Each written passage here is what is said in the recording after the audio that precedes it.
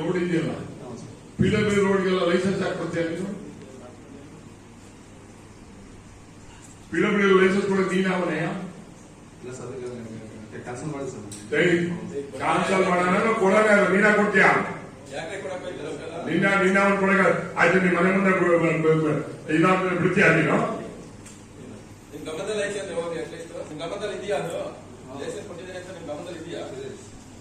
ಕೊಟ್ಟಿಲ್ಲ, ನೀವು ಗಮನದಲ್ಲಿ ಇರೋದೇನು? ಕೊಟ್ಟಿರೋದಲ್ಲ, ಅವೆಲ್ಲ ಸುಳ್ಳು. ಅವನೇ ಕೊಟ್ಟಿರೋದು.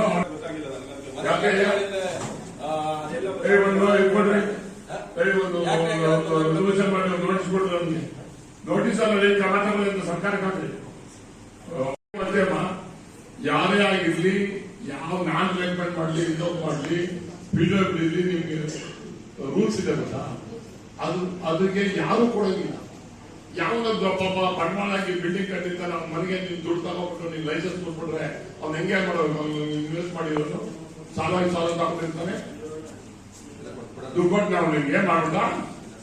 ಶಾಪ ತಗೊಳ್ಳೋದಿಲ್ಲ ನಿನ್ಗೆ, ನಿನ್ ಕುಟುಂಬಕ್ಕೆ ಇಲ್ದ ಲೈಸೆನ್ಸ್ ಚೇಂಜ್ ಆಗ್ತೇನೆ. ನಾವು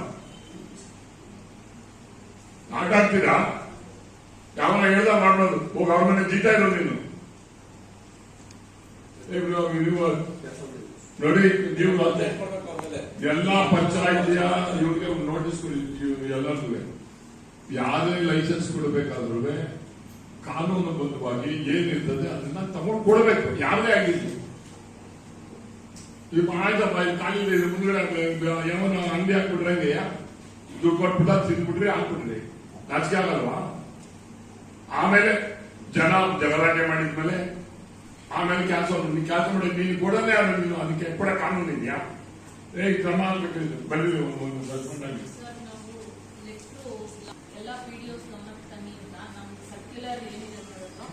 ಬಿಲ್ಡಿಂಗ್ ಲೈನ್ ಸರ್ಕ್ಯುಲರ್ ಏನಿದೆ ಗೌರ್ಮೆಂಟ್ ಇಂದ ಇಶ್ಯೂ ಆಗಿರೋದು ಅದನ್ನೆಲ್ಲ ಕಳಿಸಿ ಯಾರಿಗೂ ಪರವಾನಗಿ ಕೊಡ್ಬೇಕಾದ್ರೆ ಈ ಸರ್ಕ್ಯುಲರ್ ನ ಫಾಲೋ ಮಾಡಿ ಕೊಡಿ ಅಂತಾನೆ ಹಾಕಿದೀನಿ. ಮತ್ತೆ ರೀಸೆಂಟ್ ಆಗಿ ಒಂದು ಚೇಂಜಸ್ ಆಗಿತ್ತು, ಯಾಕೆಂದ್ರೆ MDRC ಗೆ ಅದು ಅಪ್ಡೇಟ್ ಆಗಿರಲಿಲ್ಲ.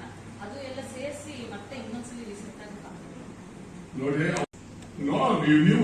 You are also responsibility, PW also. ಯಾರೇ ಆಗಿರ್ಲಿ ಅದನ್ನ ತುರ್ತ ಮಾಡ್ಬೇಕು. ಮನೆ ಹಾಳಾಗೋಯ್ತದೆ, ನೀನು ಹೆಂಡತಿ ಮಗ ಇಂಡಿಯನ್ ಸೋಲ್ಸ್ ರಿಟೈರ್ಡ್ ನೀನು ಇನ್ನು 5 ವರ್ಷ ಪೆನ್ಷನ್ ಸೆಟ್ಲ್ ಬರಲ್ಲ. ಮತ್ತೆ ಯೂಶಲಿ ಯಾವಾಗ ಏನಿದೆ ಸ್ಟೇಟಸ್? ಯೂಶಲಿ 1,20,000 ಖರೀದಾಗಿದೆ ಸರ್. ಕೊರೋನಾ ಸೊಳ್ಳೆಯಿಂದ ಟೆಂಡರ್ ಆಗಿದೆ ಸರ್. ಮೊನ್ನೆ ಹೋದಾದ್ಮೇಲೆ ಕೆಲಸ ಮಾಡೋಕೆ ಸರ್ ಅನುಬಸ್ ಮಾಡ್ಕೊಡಕ್ಕೆ ಹೇಳಿದ್ರು. ಲೆಟರ್ ಬರೆದಿದೆ ಸರ್. ಅಕ್ಕಪಕ್ಕದವರೆಲ್ಲ ನೋಟಿಸ್ ಕೊಟ್ಟು ಸರಿ ಮಾಡ್ಕೊಡಿ ಅಂತ ಹೇಳಿದ್ರು ಸರ್. ನೆಕ್ಸ್ಟ್ ವೀಕಲ್ಲಿ ಅರ್ಧ ಮಾಡ್ಕೊಟ್ಟು ನೆಕ್ಸ್ಟ್ ವೀಕ್ ಅರ್ಧ ಮಾಡಕ್ಕೆ ನೆಕ್ಸ್ಟ್ ವೀಕಲ್ಲಿ ಆಗ್ಬೇಕಾದ್ರೆ ಗೊತ್ತಾಯ್ತಾ?